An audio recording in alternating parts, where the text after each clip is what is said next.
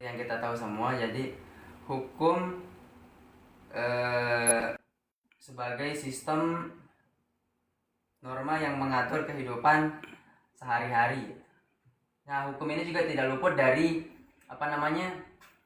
seperti perubahan zaman, perubahan teknologi, perubahan sosial, dan yang sering melahirkan permasalahan-permasalahan hukum baru. Maksudnya misalkan kan di dalam perundang-undangan ini dia sifatnya ada yang belum ada di undang-undang, sedangkan hukum ini tetap ikut gitu ke dalam era modern, era teknologi. Nah, disitulah nanti metode Rex finding atau penemuan hukum oleh hakim itu digunakan.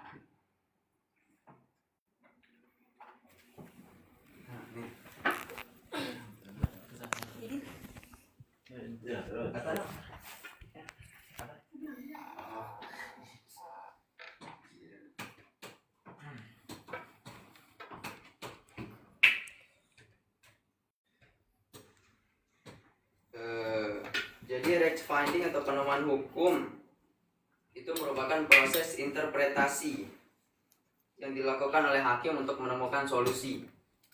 Namun metode Rex finding, metode penemuan hukum oleh hakim ini tidak boleh lepas dari tradisi keilmuan hukum.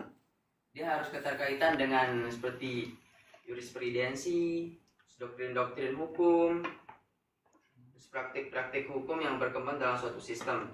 Dalam artian kan yang dibuat hukum ini hakim, jadi tidak boleh semau-maunya hakim ini membuat hukum. Jadi dia harus sesuai dengan doktrin-doktrin hukum yang telah dibuat, terus sesuai dengan jurisprudensi. Jadi tidak boleh dia semena-mena hakim ini, harus ada syarat-syarat tertentunya. Nah, setelah pengantar saya tadi, saya menemukan 5 rumusan masalah di dalam pengantar tersebut. Yang pertama, metode penemuan hukum apa saja yang digunakan hakim dalam perkara. Yang kedua, bagaimana hakim menerapkan metode-metode dalam peradilan. Yang ketiga, bagaimana tradisi keilmuan hukum dapat mempengaruhi proses penemuan hukum. Yang keempat, apa saja tantangan yang dihadapi hakim dalam melakukan penemuan hukum di era modern. Dan yang terakhir, bagaimana implikasi praktik penemuan hukum terhadap kepastian keadilan hukum. Yang pertama, metodenya. Metode Rex finding itu dibagi jadi beberapa macam lagi.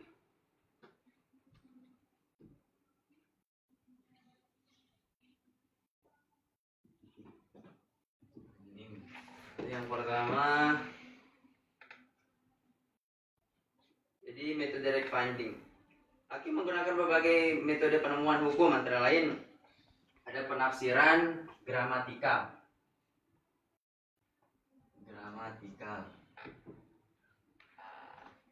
Jadi penafsiran gramatikal ini yaitu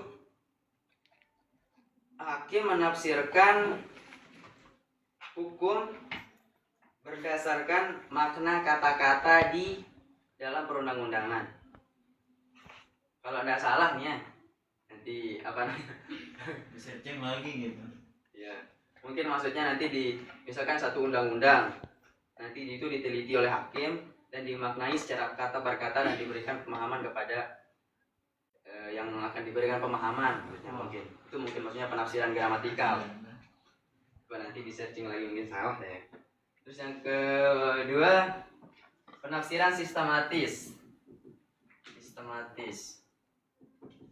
Maksud dari penafsiran sistematis inilah menafsirkan hukum dengan mempertimbangkan keterkaitannya dengan peraturan perundang-undangan lain.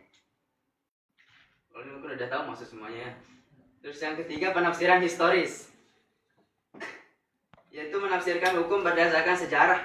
Historis kan sejarah. Jadi dia menafsirkan hukum berdasarkan yang telah berlalu. Terus penafsiran teleologis, menafsirkan hukum berdasarkan tujuan yang ingin dicapai oleh peraturan perundang-undangan. Yang analogi, menerapkan ketentuan hukum yang ada pada kasus yang serupa.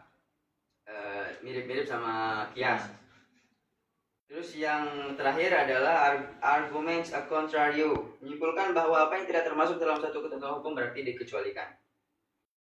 Terus masuk ke jawaban rumusan masalah yang kedua, penerapan metode right finding dalam peradilan. Ini tidak perlu kita panjang lebar, kita pakai cerita aja deh. Saya mengutip di jurnal IIS Wahyuni 2009. Yes. Pokoknya ada seorang peneliti nih, namanya IIS Wahyuni. Nah, dia meneliti, penelitian itu berjudul Dasar dan Pertimbangan Hakim Mengabulkan Dispensasi Usia Perkawinan. Ini studinya di Pengadilan Agama Kota Malang. Nah, si IIS Wahyuni ini hanya fokus pada dia ingin tahu pertimbangan hukum apa yang digunakan oleh hakim itu di saat sidang dah. Nah, di situ kasusnya kan ada seorang anak di bawah umur, dia mau menikah lah, tapi secara hukum kan tidak bisa. Kasih iri berarti. Soalnya dia di bawah umur, tapi yang cewek ini dalam posisi mengandung. Jadinya setelah hakim ini iyalah, setelah dia mengkira-kira dan keputusan hakim itu dia membolehkan si cewek yang hamil ini untuk nikah. Maksudnya kan secara undang-undang tidak apa-apa, tapi disahkan oleh hakim itu. Secara undang-undang nggak boleh. Ya, Enggak apa-apa. Enggak apa-apa. tidak boleh kan? Secara undang-undang tidak boleh. Ya. Nggak apa-apa. Tapi karena melihat keadaan dan kondisi yang memang kalau dia nikah lebih baik dan ini, makanya dia dibolehkan sih sama hakimnya. Itu juga termasuk di metode expanding itu, pedoman hukum oleh hakim itu. Kemudian tantangan dan implikasi. Tantangan dan implikasi. Tentu saja hakim menghadapi banyak tantangan dalam menggunakan proses fact finding ini, ya, terutama di perubahan zaman, terus perubahan teknologi kan pasti ada aja kan, pasti banyak masalah-masalah yang terjadi. Kayak contohnya kan pinjol segala macam kan menggunakan IT teknologi kan, dulu kan di dalam undang-undang tidak ada. Otomatis larinya dia pasti pakai metode fact finding ini nanti menemukan hukumnya. Nah, itu tantangannya. Dia harus selalu update lah, hakim ini selalu update tentang masalah-masalah baru. Terus kesimpulan. Ya, kesimpulannya adalah praktik fact finding ini memiliki implikasi yang signifikan terhadap kepastian dan keadilan hukum. Penemuan hukum yang konsisten dan dapat diprediksi meningkatkan kepastian hukum, sementara penemuan hukum yang inovatif dapat mendorong perkembangan hukum yang lebih adil. Mungkin hanya itu presentasi dari saya. Sekian. Sekiranya kalau ada kekurangan mohon dimaafkan.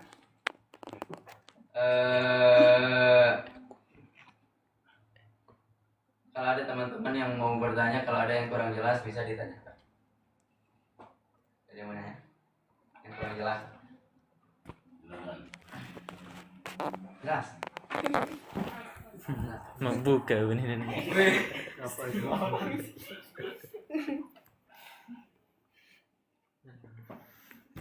Atau ada yang mau menanggapi? Oh, ini salah, ini yang benar.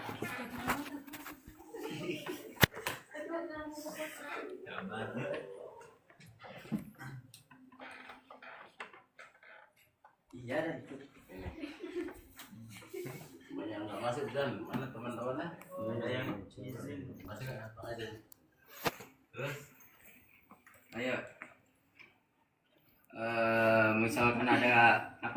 yang kurang jelas lah. Misalkan itu, atau ada yang punya pendapat lain misal. Itu yang Oh ini salah nih, ini yang benar. coba Itu yang, bagus. yang anu itu lah, Wih, yang metode penafsiran sistematis itu gimana? Jelaskan dulu namanya. Kemarin ada apa live itu yang di-share-kan live Facebook, ada ibunya yang komen kan, kelas mana itu pokoknya lihat di Facebook. Lihat anak saya itu mudah-mudahan berkah ilmunya. Ibunya lalu komen di Facebook, coba sebutkan. Mungkin ada yang kenal lah yang nonton. Itu saya Izan dari mana? Dari Sele teman. Dari mana? Wujud kan? Oh, dari Wujud. Jelaskan saya. Saya Izan dari tadi. Kenalkan, nama saya Dana Mizan. Yang itu lanjut saja ke pertanyaan. Yang metode penafsiran sistematis itu gimana Lihat kamera. modelnya? Tidak kan katanya tadi ngambil dari undang-undang, perundang-undangan. Ya.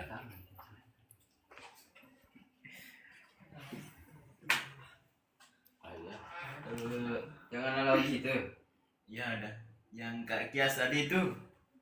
Maksudnya Kayak mirip-mirip kias tadi kan. Analogi kan. Analogi hukum. Kan gitu.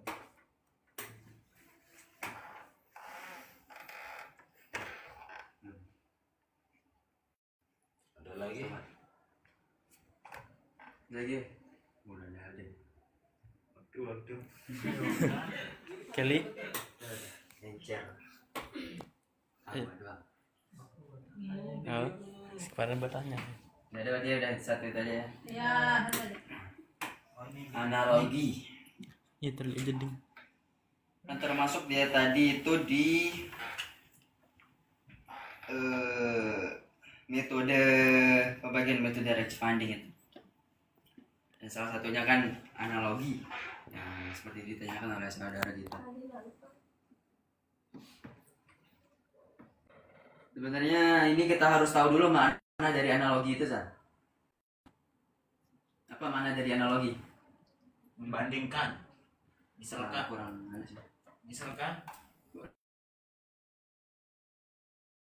ya makanya Yang lain. misalkan kan kalau ada hukum yang baru, ini hukum atau masalah baru ini kan ditemukan saat ini tapi tidak ada hukum pas sekarang. Nah kita kembali ke masa lalu, begitulah menganalogikan pakai logika kan itu.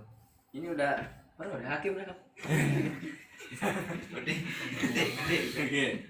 Bener tuh sebenarnya. Tapi kalau yang lebih tepatnya nih kalau nggak salah ya bukan menggurui ya, tapi just sharing aja lah. Menurut sepengetahuan saya kalau analogi itu proses menyamakan ya, kalau nggak salah kan. Nah, terus analogi yang dimaksud di metode range finding ini adalah menyamakan satu hukum yang belum ada dengan satu hukum yang sudah ada, entah itu zamannya lebih dulu lah. Contoh kecil misalkan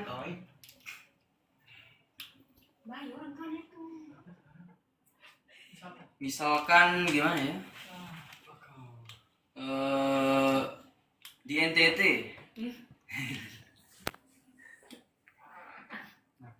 ada hukum ada sana, Hukum apa? boleh makan anu. Kita dulu apa? Jangan monyet. Oke. Monyet. Tidak.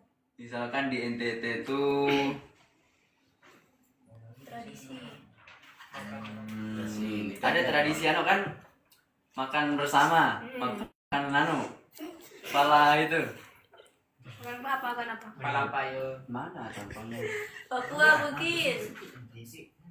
Ya udah gua berbuat puasa deh. Kan enggak ada. Kenapa ini ketawa dikasih tahu? Contoh lain ya. Atau ada yang punya contoh lain misal? Apa itu? Contoh anu yang membandingkan hukum yang belum ada dengan yang ada, tapi di dalam konteks anu Hukum negara Umum. positif. ya umum lah. Enggak harus negara. Belum ada. Ya, Hukum adat. Jangan agama. Kepala hiu, kepala paus itu. DNTT. Makan ada di NTT paus itu. Makan paus. Tapi kamu pasti Oh baju ya. Boleh makan paus. boleh. Iya bukan maksudnya NTT itu makan paus tapi di apa ya, diolah-olah gitu. Bukan dimakan kayak dimakan mentah.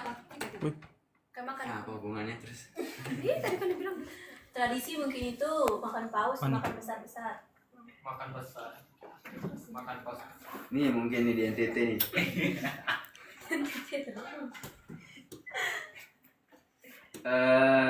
Udah jujur sekali nih. Baik-baik orang NTT nih. Nah, baru bilang gitu. Apa namanya? Kan kalau ada salah nih. Kalau kita bunuh anjing di NTT itu dibunuh kita juga. Tidak juga sih namanya. Iya, makanya kayak gitu. Tergantung tempat kayak. Kan tempat. Ya, tapi bukan di daerahmu dah. Iya, bukan di Yang bisa, yang dibunuh dah. Itu kan dari dulu kan? Iya, dibunuh orangnya apa anjingnya? Orangnya sih. Berarti orang bisa makan dengan anjing. Iya katanya saking anunya, saking dijaga. Kalau anjing peliharaan tuh. Di sini. Nah mungkin ini dari zaman nenek moyangnya di NTT kan, dia berlaku. Nah dia tetap berlaku sampai zamannya Kia sekarang itu. Itu mungkin masuk dalam penganalogian tadi, contoh kecil lah, tidak terlalu mirip. Apa tadi Zan? Contohmu yang kamu bilang tuh? Nggak ada, lupa.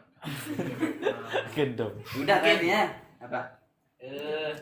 Kan sebelum ini hukum yang ada di negara atau di bangsa ini kan yang pernah paling pertama itu hukum adat, Pak. Mungkin dari sana dia ngambil sedikit terus diperbarui gitu. Mungkin masuk dia ke analogi gitu. Nah, contohnya enggak tahu saya. Enggak ada sih yang saya tahu soalnya yang sama, tapi menurut saya sih gitu. Secara ringkasnya ada ya. Misalkan nih tahun 2009 ada orang curi telur ayam lah. Terus tidak ada di undang-undang nih hukumnya. Jadinya dia pakai metode Rex finding itu. Nah, kejadian itu terjadi lagi di tahun 2025. Nah, terus metode pendapat hakim terdahulu itu dipakai lagi di tahun 2025. Jadi kan proses penganalogian itu kan dapat juga di sana. Mungkin itu masuk dari penganalogian di metode Rex finding. Udah enggak ada? Ya, oke kalau udah ndak ada ini, kalau udah paham semua, mungkin persentase yang saya sampaikan cukup sampai sini. Saya minta maaf jika terjadi banyak salah kata maupun apa saja ya. Mungkin hanya itu dari saya. Sekian, assalamualaikum warahmatullahi wabarakatuh. Waalaikumsalam warahmatullahi wabarakatuh. Oke, baik, kita upload. Baik, Fatil nanti dilengkapi makalah ini contoh-contoh yang lebih konkret, kemudian Anda coba kolaborasi dengan Rex Finding perspektif Islam. Ya.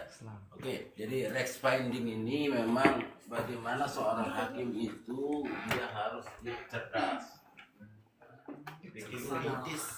Dia harus cerdas. Pertama dia cerdas dalam membaca realitas yang berkembang. Kemudian kan atau kalau dalam hukum konvensional itu aturan itu harus taat asas. Jadi aturan itu sesuai dengan ketentuan bunyi undang-undang ya.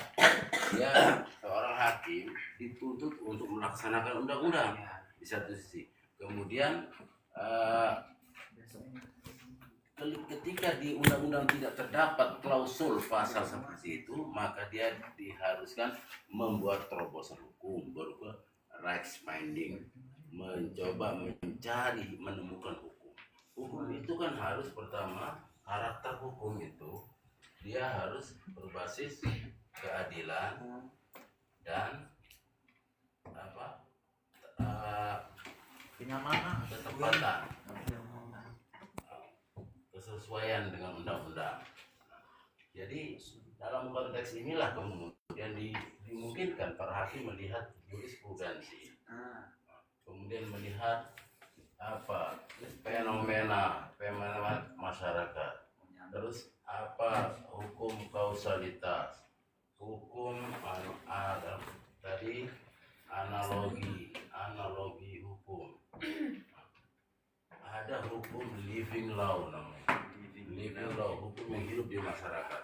Misalnya saya dulu pernah terjadi, di mana sih keadilan hukum ini ketika ada perkebunan PTPN perkebunan milik negara pemerintah dicuri oleh orang yang tinggal di sekitar itu. Kayu-kayu bekas itu diambil untuk dipakai ini sama nenek-nenek ya, nenek-nenek dipakai, diambil kemudian itu nggak seberapa nilainya secara keadilan, tapi dia untuk menyambung hidup dia jual maka tapi oleh PT PN itu dituntut ke pengadilan dan hakim memutuskan jatuh vonis. Nah, ini kan berapa tahun? 6,5 tahun ya. Pokoknya nanti dicek itu udah. Nah di sanalah pernah viral kan? Ya. Nenek-nenek itu nah, di mana keadilan hukum ini katanya? Orang yang korupsi macam-macam kan, triliunan, sementara ini dia yang mengambil itu juga kan nggak dipergunakan, bekas-bekas. Tapi karena dihukum ada klausul memasuki wilayah orang tanpa izin macam-macam lah. Nah, jadi dalam konteks inilah hakim itu harus bisa membaca fenomena sosial terutama berbasis keadilan. Kemudian lihat hukum itu harus beyond the text, harus jangan terpaku pada tekstual aja. Kalau hukum terpaku pada teks, maka dia akan ya tadi dicemooh. Ya memang dia taat asas, taat pada teks itu, tapi tidak merasakan dinikmati keadilan di masyarakat. Masa orang tua bawa apa fungsi penjara buat orang yang sudah tua renta? Ya, apa dia orang penjahat sebagaimana? Nah, jadi banyak hal yang secara nilai-nilai filosofis itu harus diungkap. Nah, itulah pentingnya seorang hakim. Makanya hakim itu kakinya dua ya. Kakinya dua, makanya hati-hati jadi hakim. Satu di surga, satu di neraka. Salah sedikit aja kan mudah sekali dibayar, disuap macam-macam. Nah jadi itulah. Tapi kalau dia hakim yang adil itu pertama yang akan nanti jadi yauma la zilla illa zilluh. Al-imam al-adil ya, hakim pemimpin yang adil itu akan dinaungi ketika tidak ada naungan pada hari kiamat. Nah, jadi ini penting menemukan hukum karena hukum itu adalah beredar sesuai dengan kaidah hukum ini. Al hukumu yaduru ma illa wujudan aw adaman. Hukum itu beredar, berlaku bersama dengan reasoning hukum, alasan hukum. Alasannya apa nih hukum itu sehingga Anda putuskan vonis segini, Anda putuskan haram, halal, makruh, ini tersalah, terdakwa, macam-macam. Kan ada alasannya, reasoningnya. Kemudian ada hikmah, kalau dalam konteks Islam itu ada hikmah. Ilat dan hikmah itu menjadi dua piranti penentuan hukum dalam Islam. Makanya ini penting kita bedah untuk melihat sisi-sisi normativitas hukum Islam dan hukum konvensional. Nah, pada titik mana kedua elemen hukum ini bisa saling bertemu, ya. Nah, di sana terjadi kolaborasi. Teori-teori nanti kalau Anda kuasai teori-teori qawaid fikih atau usul fiqh itu kita metodologi ijtihad menemukan hukum itu. Hukum itu sekarang dalam konteks Islam itu al-wahyu muntahiyun.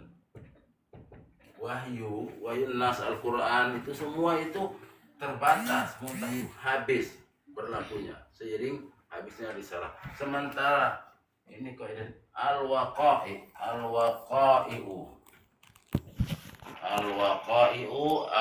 wal hawadisu.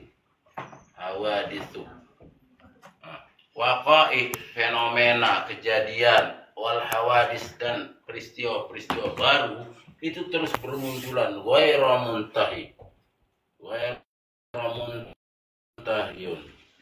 Coba. Semua terjadi. Coba lihat sekarang dunia digital. Orang tidak pernah bisa membayangkan terhubung dengan orang di luar komunitasnya. Tapi sekarang kita di Mataram sini bisa berhubungan dengan orang yang berada di kota Buenos Aires di Argentina, bisa di kota Tes di Maroko, kemana dalam waktu tanpa harus pergi ke sana, tapi dengan connect di internet.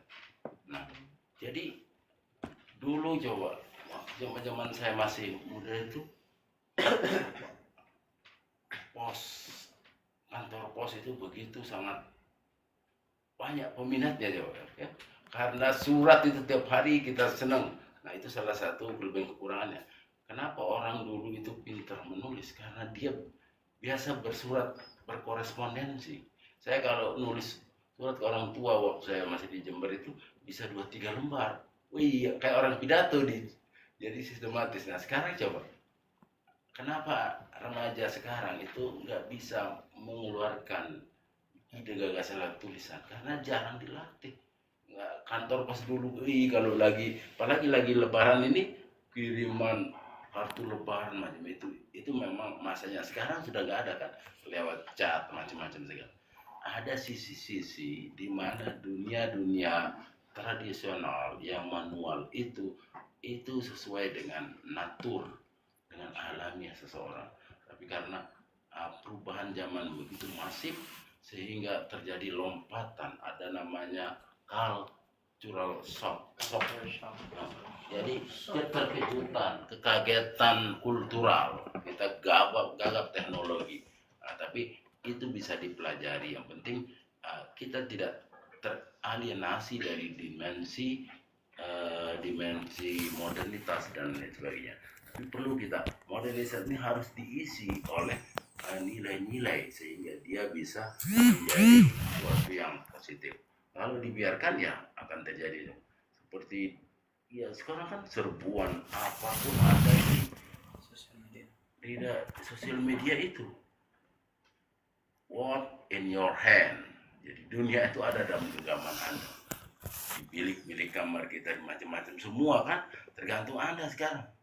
Kalau Anda larut dalam pusaran postmodernistis itu, dunia digital Anda akan tertarik ke sana dan akan mengikuti.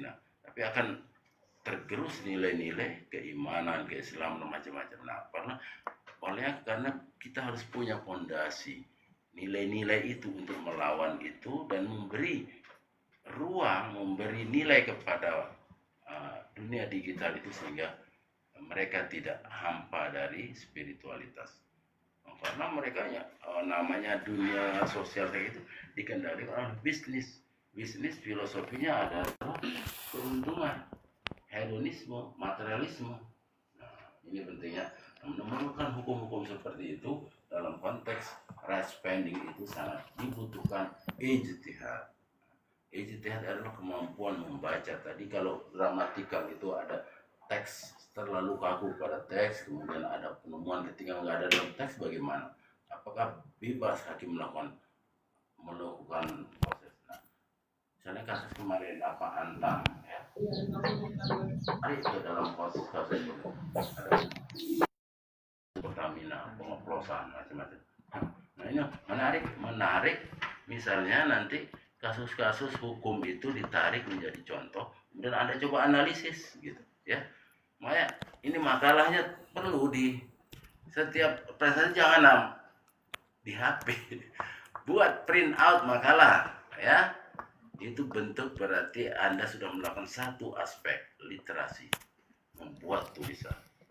Nah, setelah itu presentasi, ini bentuk presentasi itu orasi. Nanti aplikasinya, aksiologinya Anda bisa menerapkan teori itu. Berarti itu tergabung. Yang saya inginkan itu membentuk kader mahasiswa saya itu bisa secara literasi bisa nulis dengan baik, ya. Kemudian secara orasi dia bisa mengkomunikasikan ide dan gagasan secara maksimal, kemudian aksiologinya bisa menerapkan pengetahuan itu dalam tataran empiris praktis di masyarakat. Itu ya. Jadi saya nggak ingin ke depan itu belum ada makalahnya. Makalah itu jelek-jelek sudah harus di print. Bentuknya print out, nggak usah dijilid lah.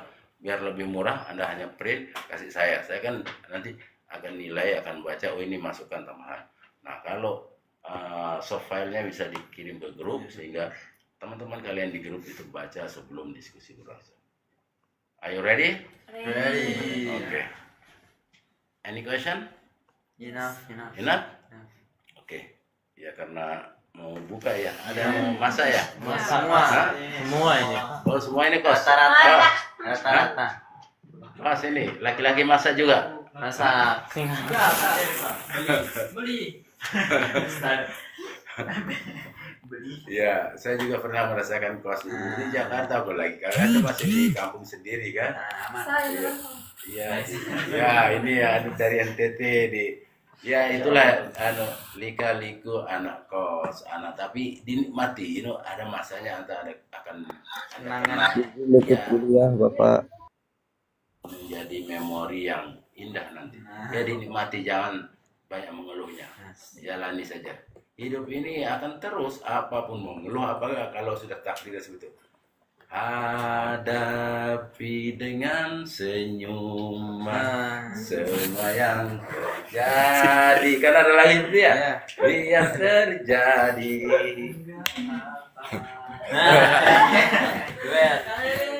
Ya, hidup dibikin enjoy, tapi kita sebagai muslim itu punya prinsip ya. Prinsip usuli furu'i itu harus dijaga. Makanya penting mengingat itu dalam konteks dunia yang serba berubah ini kita perlu beradaptasi dan perlu membuat langkah-langkah taktis dalam menghadapi persoalan-persoalan hidup, tentu dengan tidak mengorbankan apalagi larut dalam pusaran dunia materialisme.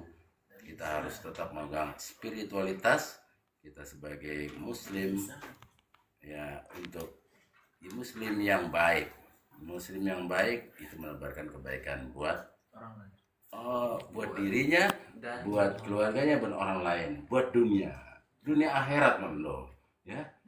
Jadi everlasting time.